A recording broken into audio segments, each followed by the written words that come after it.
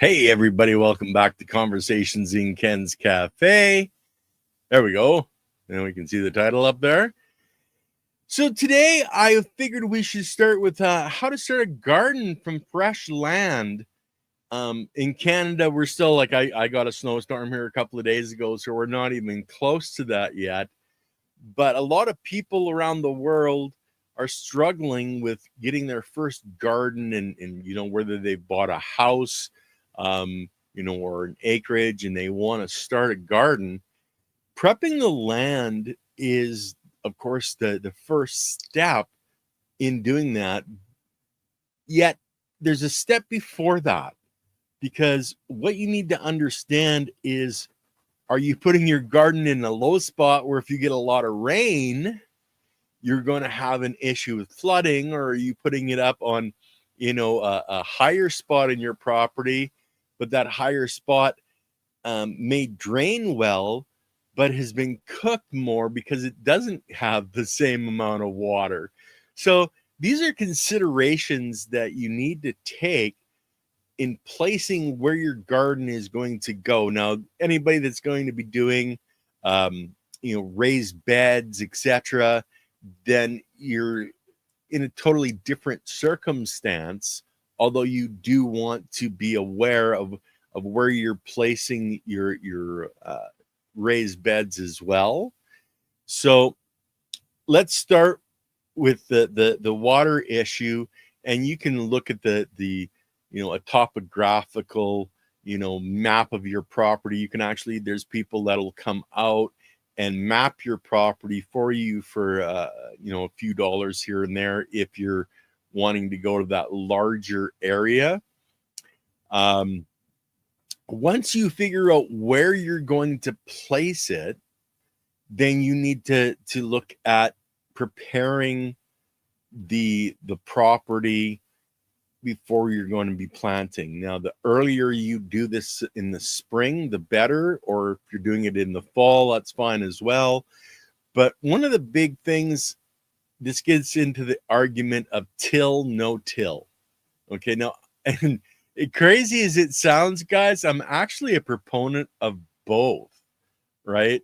And Lily says the word I was missing was surveyors. Yeah, they'll come out and survey your property, but they actually have drones now that they can come out and do it with drones and get a real accurate topography. But to get back to the till, no till argument, and why I actually am a proponent of both, might seem kind of crazy, but when you're first starting out with a fresh piece of property, sometimes the best option is to actually break up the soil. Now, it's going to depend on your soil type, etc., what's there.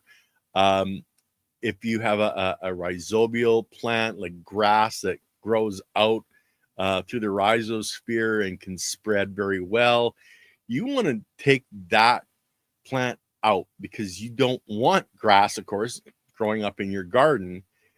So there's a couple of different options that you have. Now, you can go out and you can literally go to your hardware store, Home Depot, Rona, etc., and rent a stripper for grass. So you can actually go out and take your grass, and it'll put it into a roll for you, and you can take it to someplace else on your property where you need it. You can use it in your compost, etc. You can even just strip it off, flip it over so the grass side is down, the roots are up, and let that become a green mulch. So there's an option there. But removing whatever is there is a good thing.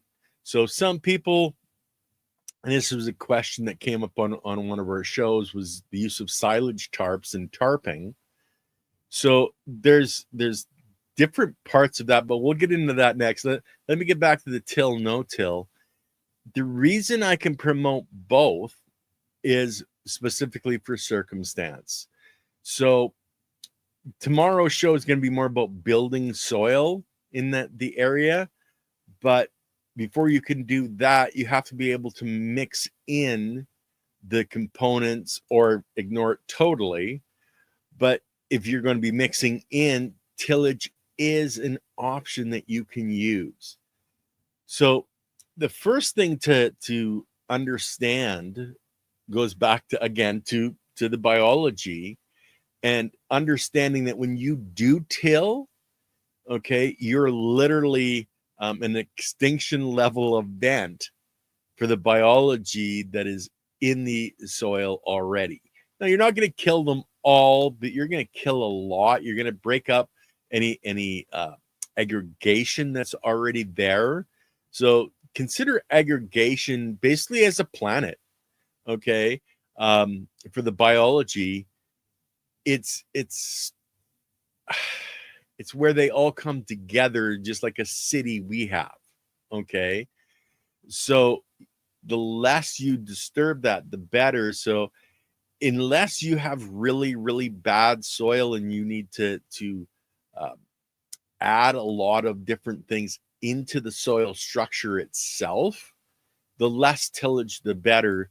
You're always better. And think of it this way, ladies for shaving your legs, guys for shaving your face. If you get a razor cut, okay, it's very thin, it's very small, generally speaking, and it heals very, very fast because everything is there. It's tight, and the cells can be rebuilt very, very quickly. Now, if you take a spoon and gouge out a hunk, then you got a real problem. And well, that's major tilling. You've got that big problem, right? So you need to do more to fix that problem than you would if you just had a small cut.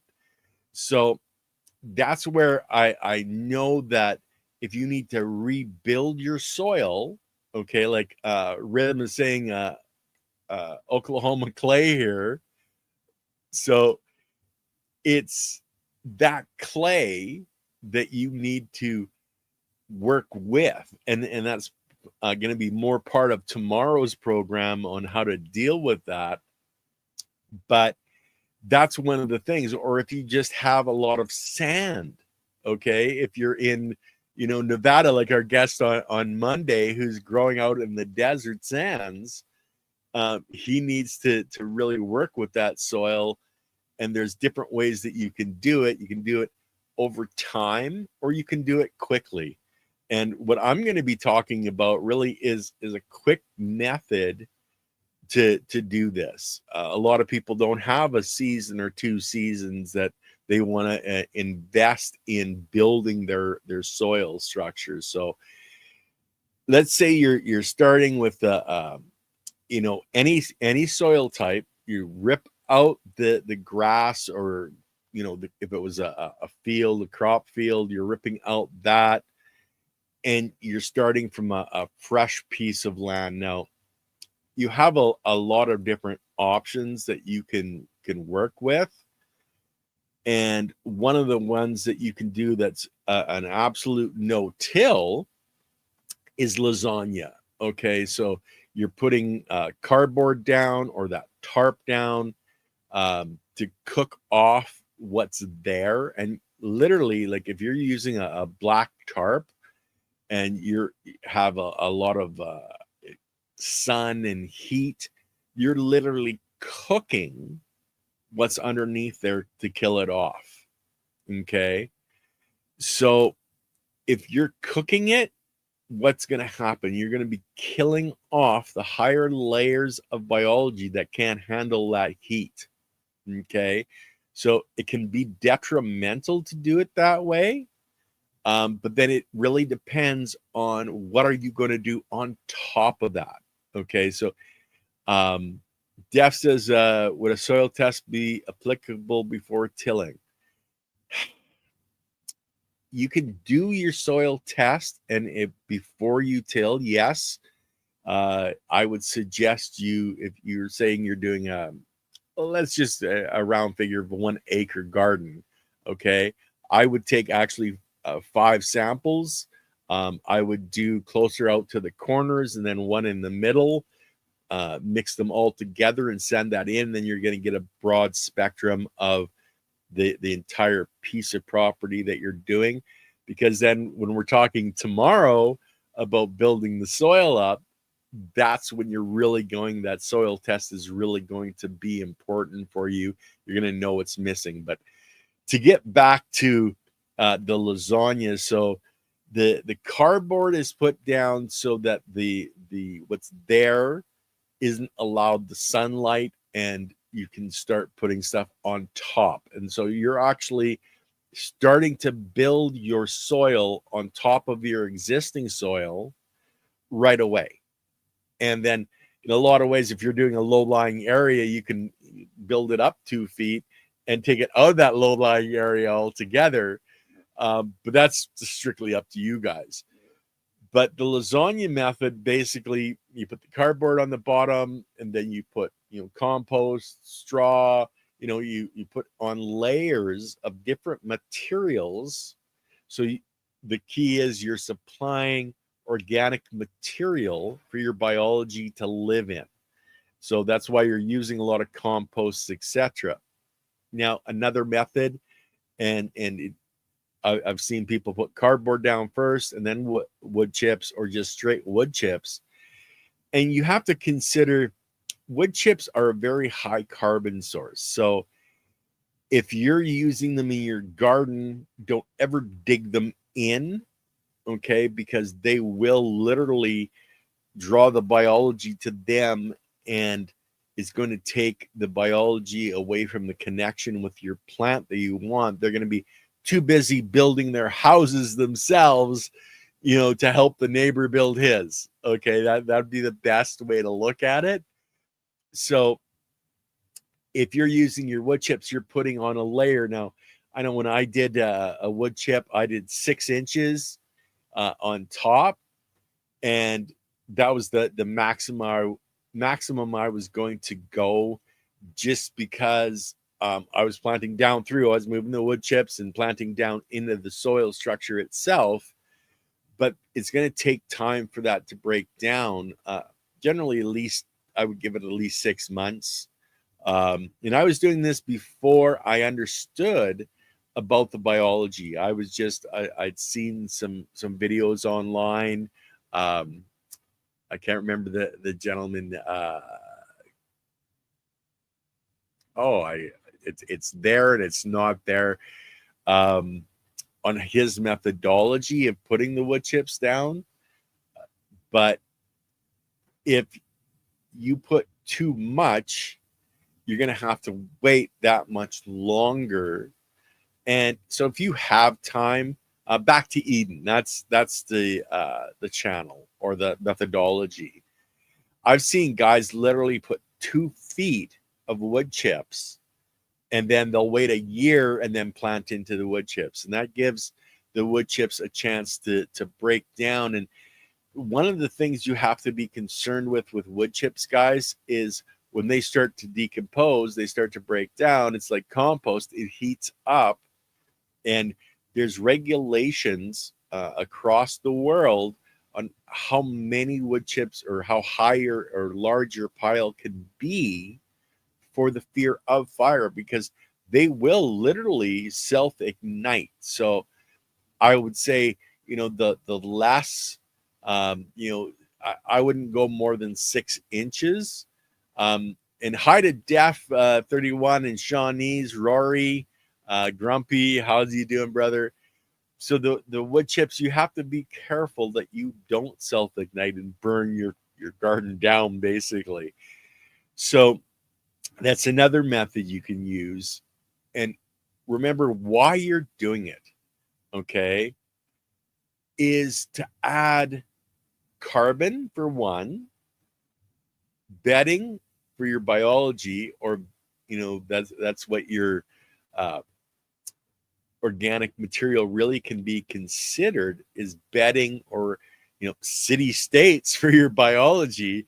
Or, you think that one wood chip, you look at it, oh, it's just this tiny little thing, but for say a protozoa that's going to live there, That's a planet, man. Like seriously, these are, you can't see them without a microscope. That's how small they are. So that massive piece, when they look at it, is a planet. It's huge. Okay. So you're supplying organic material in the two methods, the lasagna and the back to Eden. These are two methods that I actually really much appreciate because they're promoting the biology and the organic material. So if you're doing it, where you're just going to be tilling, of course, you're not going to be tilling wood chips in. That would be used on top. And high to rhythms of creation, by the way, as well. Guys, I'm not used to calling out names of that, so you'll have to forgive me, but I'm going to try to recognize you guys as much as I can. And of course, my wife, Sally Lily. So if you're going to be tilling, if you're not going to use the lasagna method, or you're not going to just add material on top, and like there's the gentleman in the UK that just adds material on top, and he was on Urban Gardener, I believe, here not that long ago, but he's just building up from the surface and working his way up. Hi Stone 64. That's a method that you can really use, but again, it's what's underneath there. Are you knocking that out, or is it going to be growing back through? So the premise of working your garden up, you're going to have to watch tomorrow's show, because I'm going to talk about how to put the materials back in to make it really good and get it going again. Because remember, you've killed off a bunch of the biology. The less till, the less biology you kill, the sooner that it heals, just like the razor cuts. That's why I promote no till. But when you're first starting out, if you've worked that soil up, if you have the potential to have a broad fork, and that's just basically 3 to 5 tines with a plate, couple of handles, and you stick it into the soil, you step on it, and then you break the soil. You don't, lift the soil right out. You just break it so that, moisture and air can get deeper in. So you till, and then you can broad fork. You're taking out that hard packed layer that develops from long-term farming and tillage. You get a compaction layer, and you want to break through that compaction layer. And it could be, as simple as going and buying some rebar, and putting the rebar down, knocking it down with a hammer, pulling it up, and putting a bunch of holes. You can go as far as renting a post hole auger and sinking holes down to get through the compaction layer, especially if what you're starting off was a farmer's field, or something like that. You're going to have a real compaction layer down there that, if you want to break through. Now, say you're doing the post hole auger method. Okay, so you've worked up your soil and you've dug all these post holes. Take some compost with biochar, activated biochar, put that down, and a mix of sand down into those holes. Then you're filling that up, and if it's activated biochar and if it's good compost, it's full of biology. Okay, so you can put those shafts down. Okay, and Andy talks about this when he's helping to save trees in Malibu, digging these shafts down to help to put the nutrients down where they're needed. So that's one of the things you can do if you want to go to that extreme. Now, it's all about speed. If you're going to those types of extremes, okay, you're going to bring that soil back to a true living state that's really going to be amazing, and quickly amazing, compared to just putting a little bit on the very surface where things have to work down. Because remember, biology only moves approximately 1 inch per year. And Charles Dowding, thank you, that's the gentleman from the UK. It only moves 1 inch a year.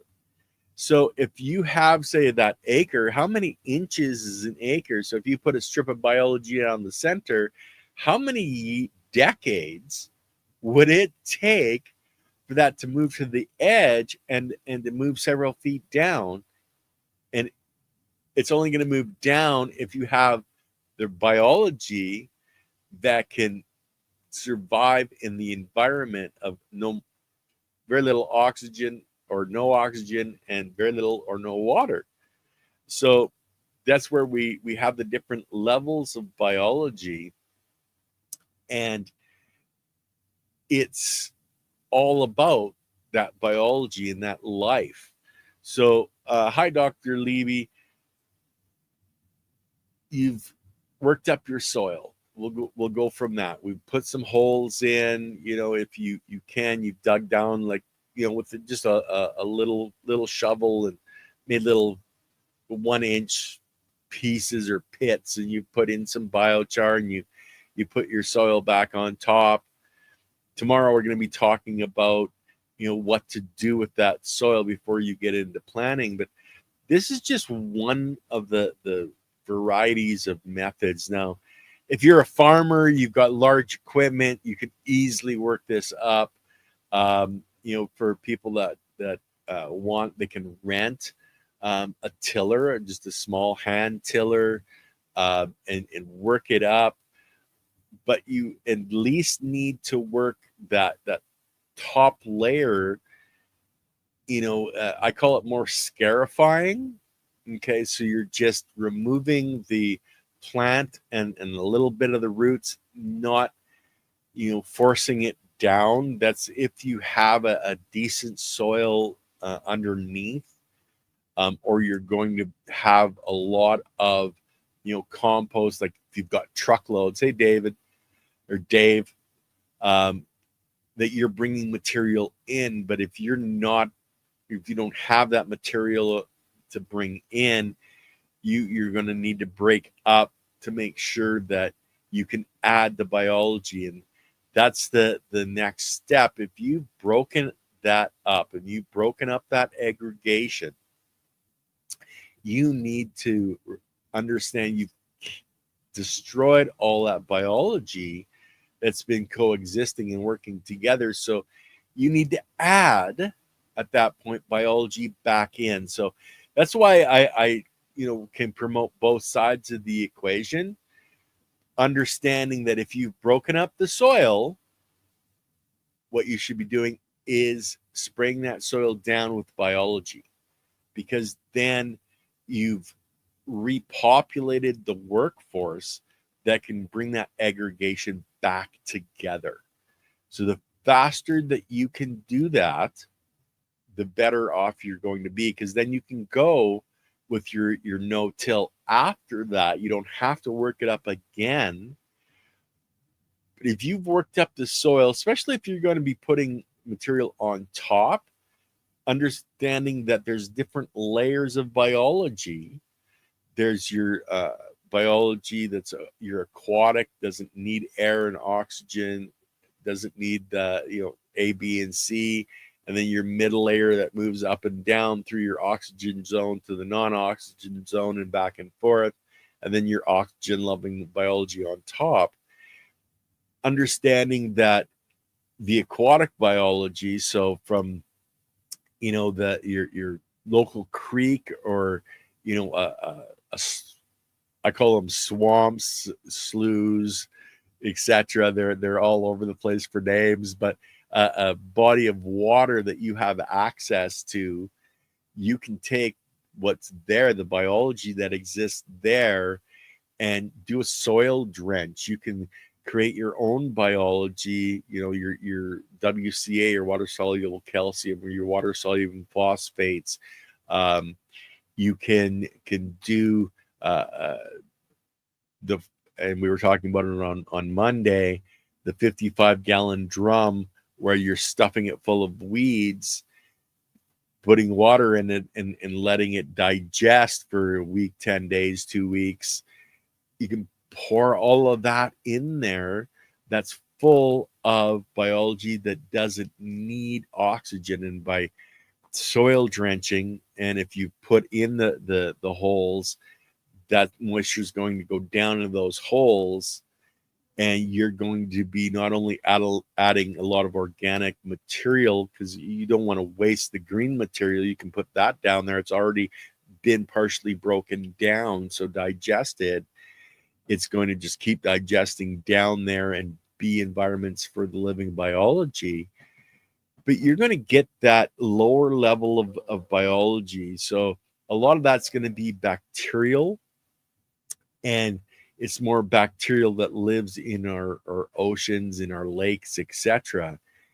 That's the foundation of the biology that exists on our planet. We came out of that biology, and that biology just slowly built up, and one cell went to 2 cells, went to 6 cells, went to 1,000 cells, and all of a sudden we had worms and nematodes.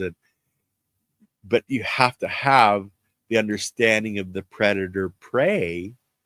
So without that lower level of biology, for the higher levels of biology to consume, then they can't truly exist, because without food, guys, well, we can only go so far, without eating. We can go a lot less time without water. So water is one of your keys here. But if you're adding that biology into there, it's going to start to pull everything back together. It's going to start to pull the sand, silt, clay, organic material, and form aggregation very quickly. And that's what you want. You want to bring that life back into your soil structure as soon as you possibly can. So you've worked up your soil, you've busted it up, it's this nice black soil, and you're going, oh, it's beautiful, and I've just killed all these worms, but that's okay, they'll come back. Get the biology, because worms eat biology. They eat bacteria, okay? That's what worms eat. That's what they ingest, and then they poop out that biology, only they've added more into the package. So you want to get those worms back in there as soon as you can. So add that biology once you've worked up your soil. Then if you want, okay, you can do a lasagna from there. You've got your base biology underneath there that doesn't need light. It doesn't need, air. So now if you're doing that, okay, you've set up the foundation of your garden, okay? So you can do it in many different ways. You can start from the top, never working your soil. Just understand it's going to take a little bit longer, probably a season, maybe 2 seasons. And honey, can you come get Dylan, please? It may take that couple of seasons to really start going. But it literally, again, all comes down to having the different layers of biology. Now, we talk about Leighton Morrison's horizontal soil system, and he has, a sand rock layer on the bottom, then he's got sand, silt, clay, organic material in the middle, and then straight organic on top.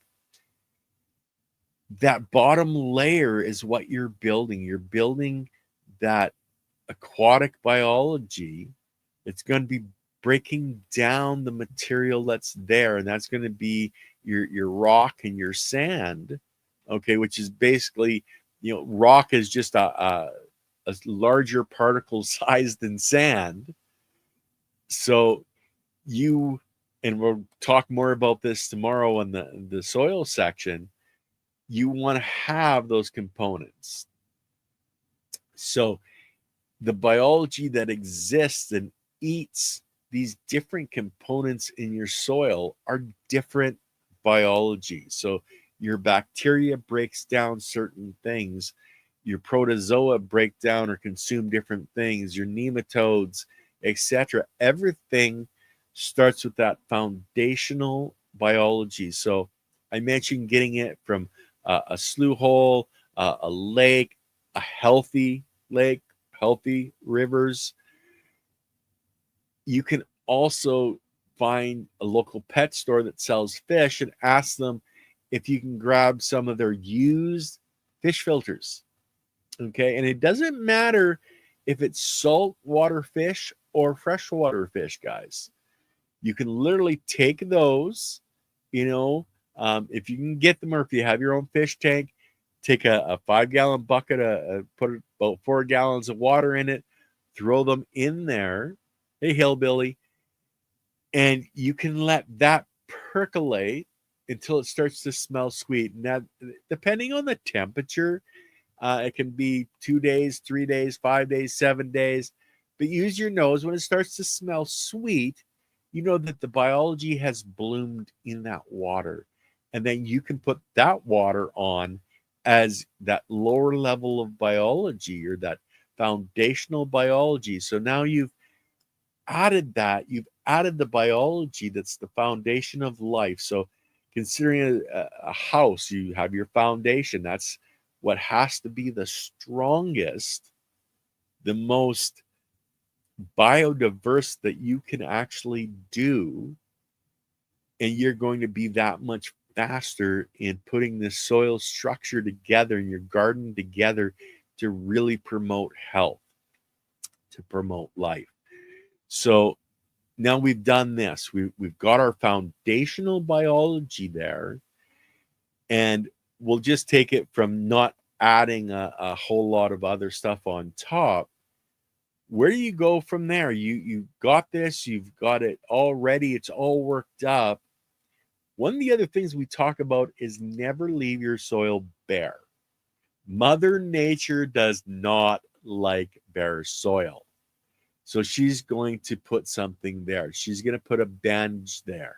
Okay, so it's like, okay, I scrape my arm. I got this big thing. I'm going to clean it. I'm going to put a bandage on it so that it heals. That's what Mother Nature is really doing. And what she's going to look at is what seeds are there, what seeds meet the potential that's needed. Okay, so how much moisture, what biology is there, etc. That's all part of being the seed bank in your soil that's going to sprout. And she's also going to look at what's missing in this soil. Now, it's not just excuse me, the components. That's a huge part of it, is the components, but it's also the biology. So you have to consider that biology, each cell needs, X amount of water, X amount of carbon, X amount of boron, calcium, phosphorus for the cell to be built. But then take it a step deeper. Okay. Each biology in itself needs components as well. So she may look at your soil and go, oh, I need more protozoa and they need more of this component. So I'm going to pop a seed that is going to spray that the biology, or a bunch of biology, into the soil structure when it pops open. And as that plant is built, breaks down after the end of the season, and is reincorporated into the soil, it's going to supply the components that are necessary for the next step in evolution of life in your soil and your plants. So there's two parts of the medicinal plants for the soil, which most people call weeds. Okay. There's two parts of that Mother Nature is going to be looking at. She's going to be looking at, what seeds are available, what environment is available, what's needed in the soil, what's needed for, growing the biology. Hey, Jeff. So she's going to be looking at all of these different aspects, and she's going to look at the seed bank and go, okay, all of this is going to pop. Okay. Whether that's nettle or dandelions or whatever it is, she's going to pop those seeds because she wants to cover that soil as fast as she properly can, because she doesn't want it to dry out, because she doesn't want the life to die. So she wants to cover it so that it can hold moisture and it can proliferate more and more life. So if you don't want her to be in control, you need to be in control. So how can you be in control? Mulch. Okay. Mulch, whether that's wood chips, whether that's straw, whatever you have available to you locally or on your property that you can use, you want to cover that soil, just like putting the bandage on your arm. Okay.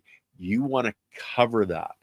Okay. So when you're first thinking of your garden, think of that as well. It's that pre-planning that's going to help you in the long run. Just like adding biochar, okay? You want to have that pre-made and ready to go before you start, because if you've ever built a house or anything like that, and you all of a sudden, oh, I can't do this because I don't have the building materials. Well, that's what your garden's going to be like. So if you can plan it out, think about it, write it down, what you need, the timeline and the steps of doing things, you're going to be much further ahead than somebody that just, oh, well, let's go out, start a garden, man. Yeah. So think about these things up front. You're going to be much better off in the long run. So we've added biology back in. We've now covered that. Probably dirt, because it's not going to be until you've really got the biology established. It's going to be, borderline living soil. But as soon as you have that, biology in there, you've got that property covered again, you're at a whole new layer than most people that are going to be starting a fresh garden. Because if you leave that for, say, a week to 10 days, you don't plant into it right away, you just keep it moist, you're promoting the biological activity. And say you put straw down, okay, and make sure it's straw that is grown organically, doesn't have chemicals in it. Talk to your local farmer, buy local if you can, organically growing. You're supplying building blocks for the biology, places for them to live in that straw and to proliferate. Now, some of the biology, it's hours that they go through their complete life cycle. Okay. That's why a compost pile, when it gets going, it heats up really, really fast, because there's a massive influx of biology. Okay, they're growing like bang, bang, bang, bang, bang. And it's that heat of their growth, of their life, that really blows up the temperature. Okay, hi, Tito. When you use a fish filter to generate biology, you should... No, don't add any. You don't need to add any sugars. Okay, just clean water and the fish filters. That's all you need. And then you can take that, because you're making a concentrate, and you can take that 4 gallons or 5 gallons you've made and make 400 or 500 gallons. Okay, biology is very accommodating that way. I did want to run this banner because it's not that big, but become a guest. Email it's all about the biology at gmail.com. If you have a channel you talk about gardening and this type of thing, reach out. I'm looking for more guests. It's much easier to have a conversation with somebody than to just be a talking head sitting here and telling you all this. So guys, don't hesitate to reach out. And it's all about the biology at gmail.com and ask to be a guest on the channel. So I'm going to leave that banner going across there just for the ha. So we've got, our straw. We've left it for a week. We've moistened it every day so that it's at around 70% moisture. So guys, 70% moisture. A lot of people, okay, I'm going to go buy a moisture meter and all of this. It's as easy as reaching at it and pulling the straw back a little bit, reaching down, grabbing the soil and squeezing it and having a few little dribbles coming out. Okay, that's around 70% moisture. Put the soil back in, cover it back up. If it's not there, make sure you get it up there. If it's too wet, don't water it the next day. Leave it alone. Allow it, if you can, several weeks. I tell people 30 days. Okay. I know when I was building my soils, hi Penny, hi Hank, I was always basically composting, because that's really what you're doing. You're breaking down the material. Is leave it for 30 days if you can. Now we'll talk more about this tomorrow on the soil section of this, but you really want to have that life really spring back, because the biology that's down there in that soil you've broken up, what they're doing is they're building it all back. They're bringing the components back together in clumps or aggregation, even without the roots. Okay, they're starting to build their cities and their countries and their universes back together, and they're starting to communicate. Like, we've had Dr. James White on our channel on a halfway regular basis. Try to get him out about every 6 months.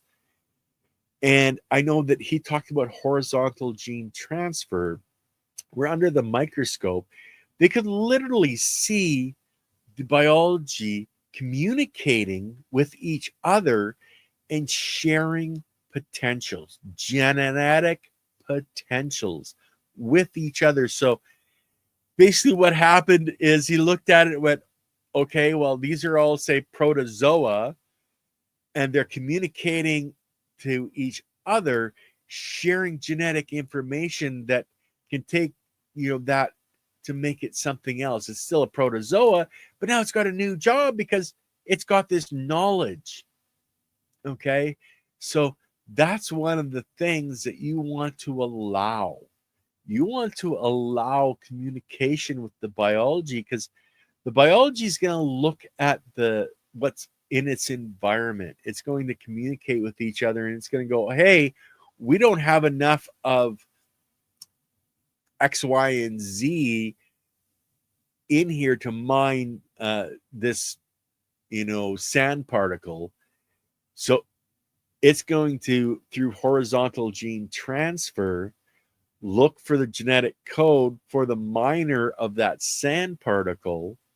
And it's literally going to start creating that biology that does not exist in the soil structure. This is what quorum sensing is all about. Hey, Henry, quorum sensing, and this is something, one of the reasons I love biochar so much, because it promotes quorum sensing, because it promotes a safe environment for the biology to gather.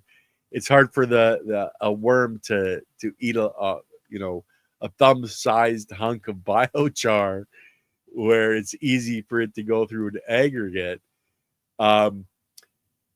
So it can literally set up the biology that's not there. It can grow that biology itself.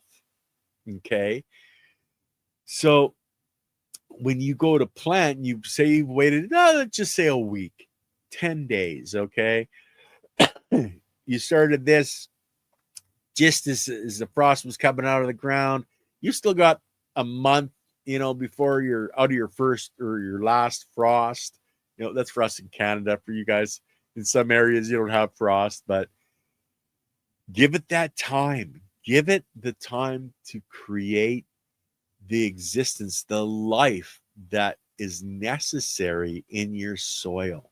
You're going to be that much further ahead than someone that doesn't understand this and doesn't do this kind of thing. So after that time, now, guys, plant. Okay. If you're planting seed or you're doing starts, remember when you're planting to separate the soil the least amount. It's that razor cut to the gouge. Okay. The less that you disturb it at that point, the faster your plant is going to connect with the life that's there. And that's why you've promoted this life. You've put on everything that you can into that soil structure biologically, and you've got your mulch, you've got that life in the soil, you've created a living soil, and you want to connect with the life that's there because they're already communicating. They're sending text messages. Okay, hey, I need some carbon over here, and can somebody send me some boron or whatever. That they've already set up lines of communication. So when you put that plant in there and it connects to that neural network of life that's there, and that plant's going, hey guys, I need more silica. There's a new one I haven't used for a while. I need some silica. The plant that's at the biology that's at the edge of your garden might go, hey, I got lots of silica. Here, I'll ship it to you. And this happens fast, guys. Okay? That's where, fungal hyphae, okay, it's a higher level of biology in your soil structure. You look at it under a microscope, and it's little tubes with a break and a tube and a break. And think of a subway system. Okay? You got a big tube, right? An underground one, okay? Above ground, you don't have the tubes. But underground, you got this tube, and then you got to stop. And then you got the next and the next. Think of it that way. Think of fungal hyphae as, interstate highways, rail, fast rail, waterways, shipping lanes. Okay. And so the signal goes out instantly. Okay. And I've talked about it on a few different shows. Paul Stamets, he's an amazing guy for mushrooms and mycelium. Okay. They stuck an isotope beside a tree, and they had students away, and I can't remember the distance, guys. It's been years since I studied this, but it was a significant distance away. And as they were injecting that isotope, that radioactive isotope, into the soil, it was being registered by the students further away. That's how fast the neural network in our soils communicates. So when your biology in, say, your tomato plant wants that piece of silica, that impulse from the biology putting out the message on the network is instantly sent everywhere. And the closest response is going to ship that silica to the biology in that plant so that plant cell can be built. And that's what it boils down to, is every cell needs to be built in your plant. And that's all done by the biology. And it's the biology communicating with the other biology.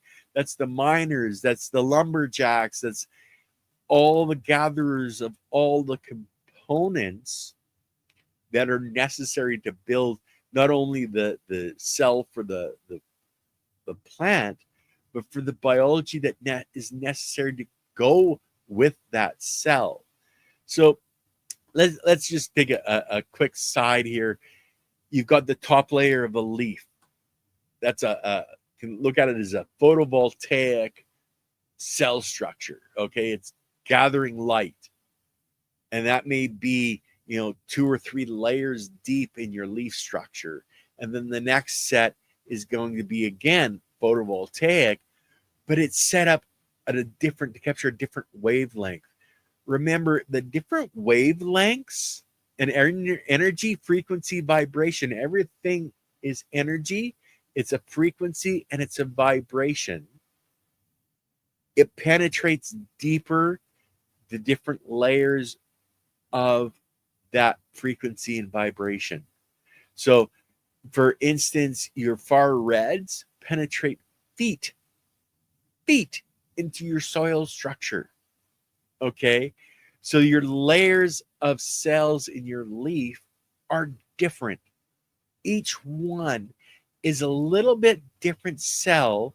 It needs a little bit different of biology and building blocks to capture those different photons. So every single cell in your plant is pre-programmed in the genetic makeup that is in the seed that the mother plant gave.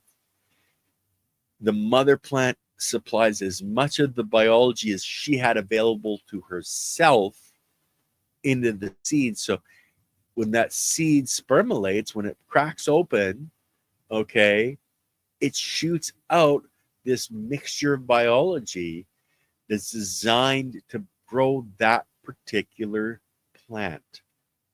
So as soon as that comes out, it's going to start attaching to the biology that exists around it. So your soil, your living soil, and you've just made a sharp cut so you haven't destroyed the biology around it. It's going to connect that much faster, communicate that much faster, and start growing more cells that much faster. And that's what we're all after. The more cells, the thicker the leaf. The thicker the leaf, the less pests can bother it, the healthier the plant. And that's what we all want. We want the healthy plant.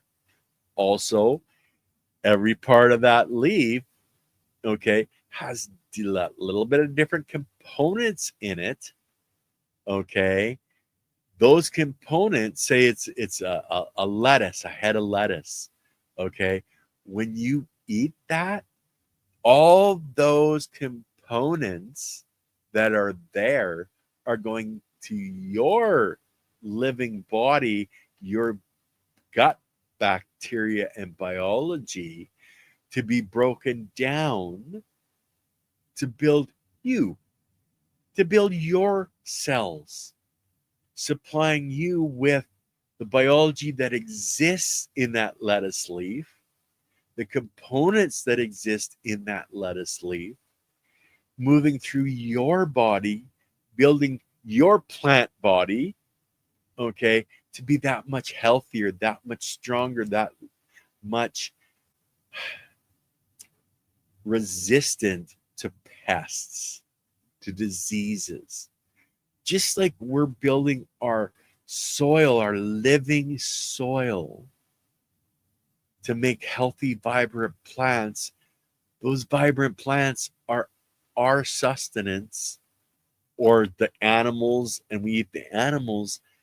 All that sustenance is what we need to fulfill our genetic potential, for us to be truly healthy and happy.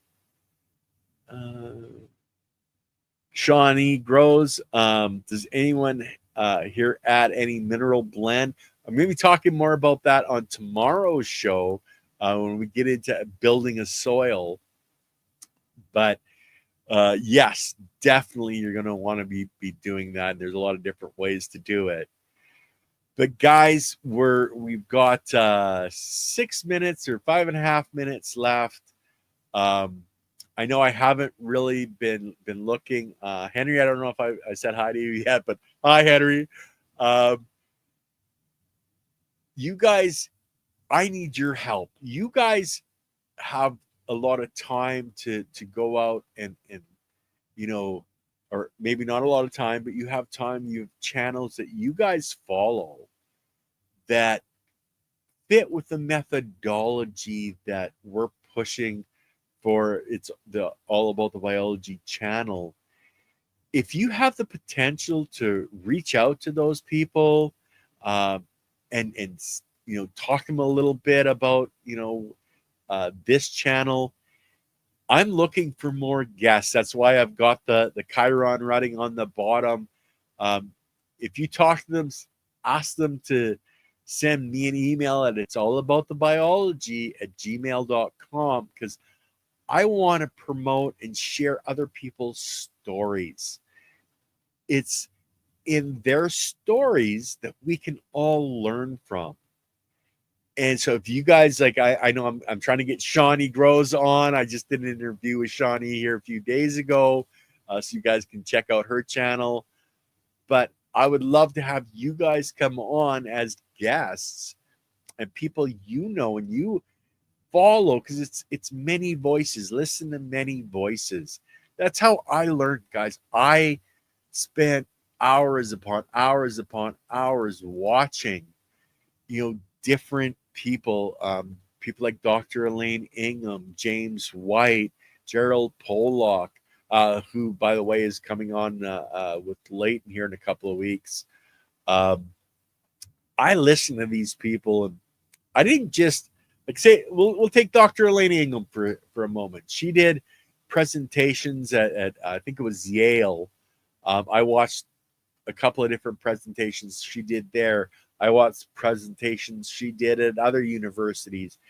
I probably watched 15 or 20 of her presentations, the same basic presentation, over and over until it just sunk into my brain where it's there now. So you guys have been watching other channels and they're sharing great information. I'd love to talk to them.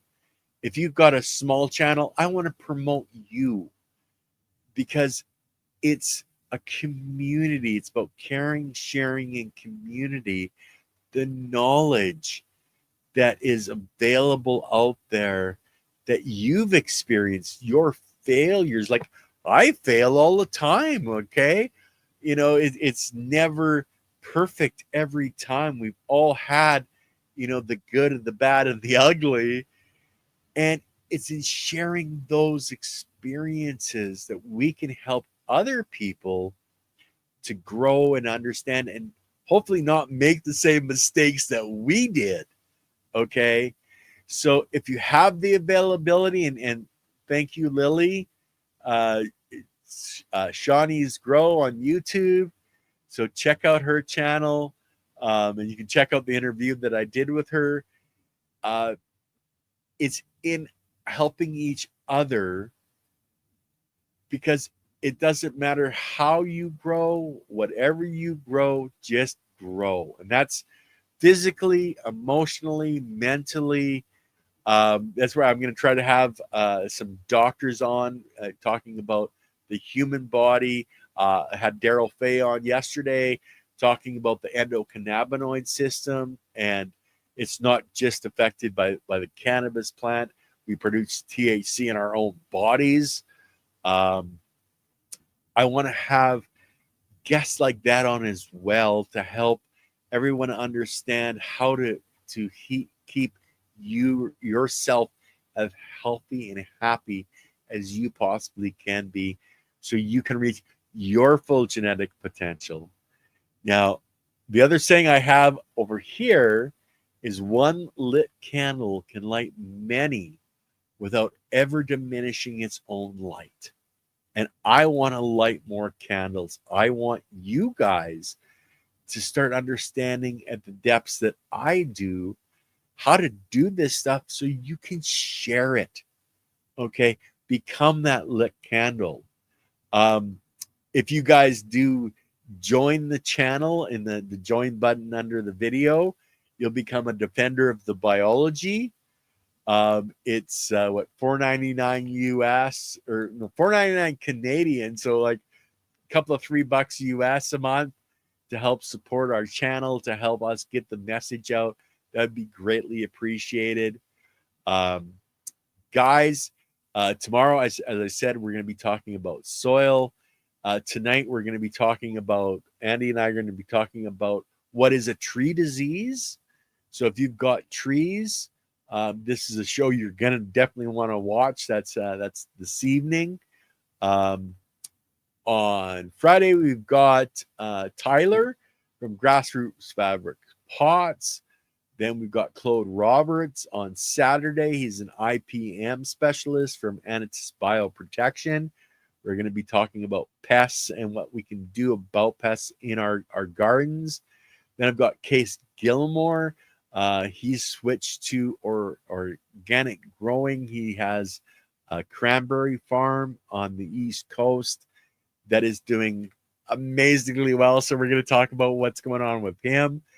Then I've got Nate, and Nate has the Viking Gardening Like a Viking on YouTube. We've got him on Monday. So, guys, thank you so much for being here. Thanks for sharing this out. Thanks for the comments you're leaving under the videos, etc. It really helps promote our channel. I so much appreciate all of you.